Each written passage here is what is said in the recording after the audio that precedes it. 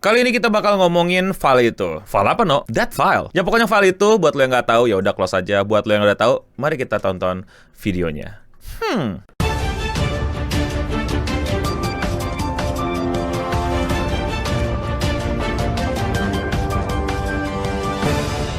Demi menghindari dolar kuning dan membahayakan channel gua, karena topik ini cukup gimana-gimana dan kalian sudah pasti ngerti tentang konsep YouTube yang tidak suka kalau beberapa hal diomongin sama konten kreator, maka kedepannya kalian bakal ngelihat konten yang seperti ini. And you know gua ngomongin apa. Kalau lu nggak ngerti gua ngomongin apa, ya nggak tahu kenapa lu ngeklik video ini. Kita akan ngomongin file tersebut, file yang udah bertahun-tahun ditungguin sama warga negara Amerika untuk diungkap ke publik, apa aja isinya, sepenting apa itu, sekrusial apa informasinya, dan siapa aja daftar dari orang-orang di file tersebut. Untuk konteks bagi yang belum tahu, ini semua berawal dari penangkapan seseorang yang ternyata merupakan orang di balik perdagangan manusia yang terjadi secara masif, terstruktur, dan terorganisir selama bertahun-tahun di Amerika Serikat. Dan perdagangan orang tersebut tidak ada hubungannya dengan jual ginjal atau tiba-tiba jadi budak atau jadi pekerja upah yang rendah dan tidak diperhatikan hak asasinya dan lain-lainnya.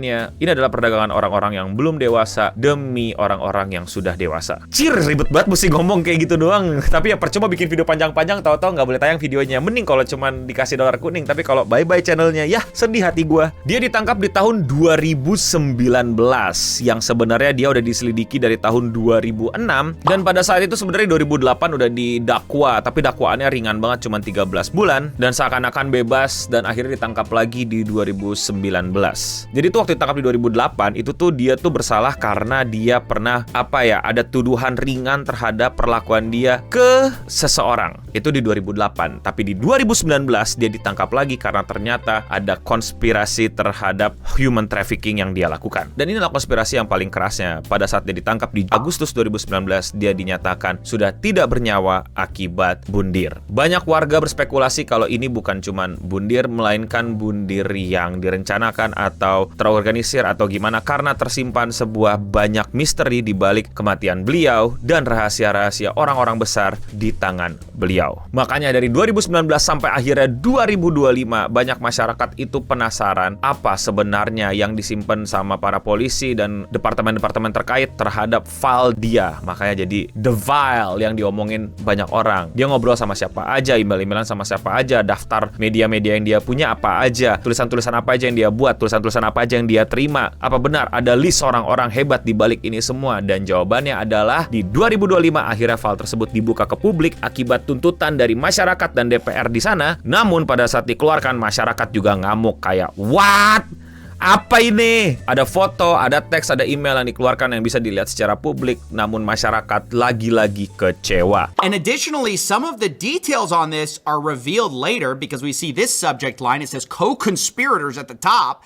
And it says, blank does not need to head out. We made contact with blank last night in New York City. Blank last night in New York. Contact was made with blank, blank, and blank. By the way, I love how these potential co-conspirators are people who are being blacked out. Like, why? I thought the whole point of this was you couldn't redact people for personal information reasons or for public embarrassment. You could only redact on the basis of it being a victim. And I'm not sure how these people could possibly be victims here. Karena bentuk filenya itu kayak begini, nggak kebaca. Ini apaan? Semuanya di-redacted, di-stabiloin, disensor, jadi orang nggak ngerti apaan nih bacanya apa, siapa yang dimaksud, siapa yang dituju, ngomongin siapa, kemana, kapan, konteksnya apa. Bahkan sampai orang bikin bercandaan kayak begini.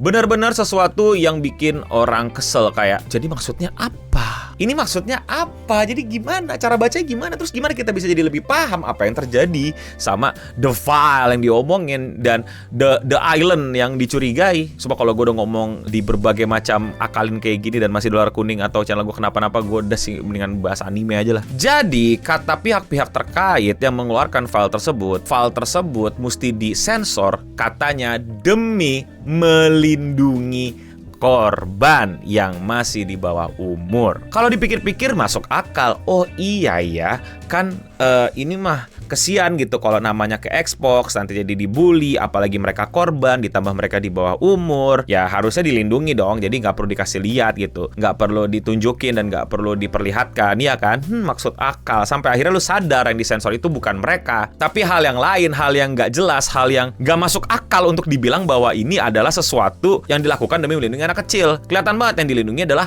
hal lain.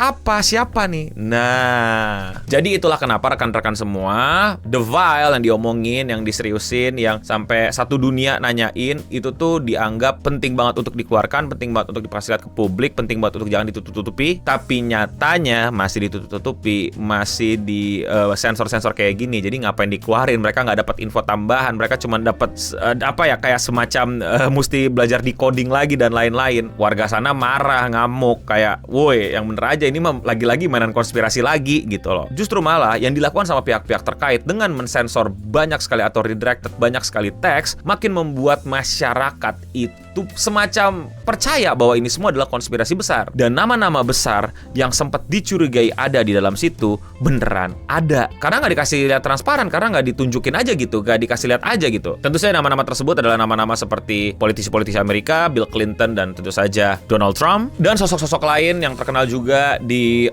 kancah hiburan, entertainment, dan lain-lain. Namun sekali lagi, bukan berarti langsung mereka itu terlibat atau memang pelaku. Karena di sini lagi-lagi karena konteksnya diacak-kaburin, orang jadi susah bedain mana yang benar-benar klien yang menggunakan jasa Epstein untuk nggak benar, sama yang cuman si Epstein ini berkomunikasi aja, atau kenal aja, atau berdialog aja. Nggak jelas, makin bikin bingung, makin bikin bertanya-tanya, makin bikin masyarakat Amerika nggak percaya sama transparansi pemerintahannya. Makin bikin orang percaya sama konspirasi-konspirasi liar terhadap Amerika itu dijalankan sama lizard lama-lama. Saking pemerintahannya nggak mau setransparan itu untuk ngasih tahu siapa aja yang terlibat, siapa aja yang cuman kesebut, siapa aja yang sebenarnya memang pelaku, dan apakah benar-benar mereka ingin melindungi korban, mereka ingin melindungi para warga negaranya dari kasus-kasus yang sangat kejam seperti ini di Amerika. Gitu loh jadinya, itu yang terjadi sekarang, panasnya kayak begitu. Buat kalian yang masih belum ngerti gue ngomongin apa, mempush. Buat kalian yang udah ngerti dan kalian mungkin ada tambahan, mungkin kalian ada denger-denger atau baca-baca di Twitter atau di sosial media lain, atau mau koreksi gue atau mau kritisi gue, atau menurut kalian apa yang sebenarnya terjadi sebenarnya, bisa di kolom komentar di bawah. Gue tungguin, gue suka baca-bacain. Jadi begitu aja ya buat kalian yang pengen dengerin gue kayak gini lagi dan pengen support gue ngebahas di luar Indonesia kayak gini. Jangan lupa untuk klik tombol subscribe atau tombol like, dan jangan lupa cek channel gue,